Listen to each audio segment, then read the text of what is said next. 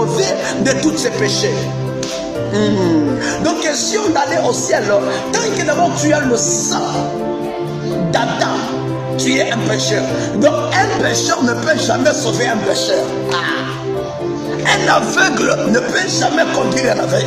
Or aujourd'hui nous avons plusieurs sauveurs. Ce sont des hommes. Ils portent le sang d'Adam. Ce sont des pécheurs. Ils portent le sang d'Adam. Mais ils viennent se faire voir comme étant des sauveurs. Vous voyez, Jésus est le deuxième Adam. Donc celui qui croit au Seigneur Jésus-Christ, il est racheté du sang de la condamnation et il entre dans la patrie de saints, dans la patrie de ceux qui sont purs devant Dieu. C'est pas bien là, tous ceux qui ont péché sont privés de la gloire de Dieu.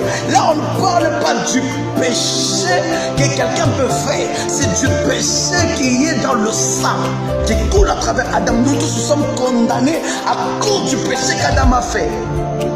C'est pourquoi la période que nous traversons, on appelle cette période la période de la grâce.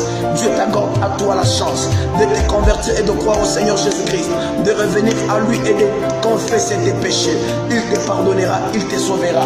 Mais vous allez comprendre, après cette période de la grâce, la période de la grâce commence de l'an 0. Plutôt commence de l'an 33, après la mort de Jésus-Christ. C'est là que la période de la grâce a commencé. Quand Jésus est parti, la grâce a commencé. Cette période est indéfinie. Cette période que nous traversons est indéfinie. Cette période peut prendre fin demain. La période de la grâce peut prendre fin dans 2 ans. Peut-être aujourd'hui soir. C'est la période de la grâce. Cette période sera stoppée. Ou bien cette période prendra fin quand Jésus reviendra. Dès que Jésus revient, la période de la grâce prend fin. Si Jésus revient, c'est pour enlever maintenant son église. Nous serons enlevés avec lui.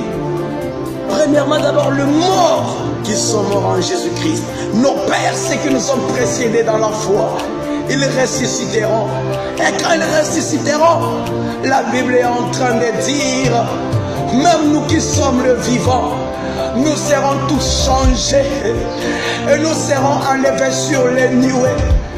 Bien-aimé, tu ne seras pas enlevé avec les corps. C'est ton esprit qui sera enlevé à la rencontre de Dieu. Mais si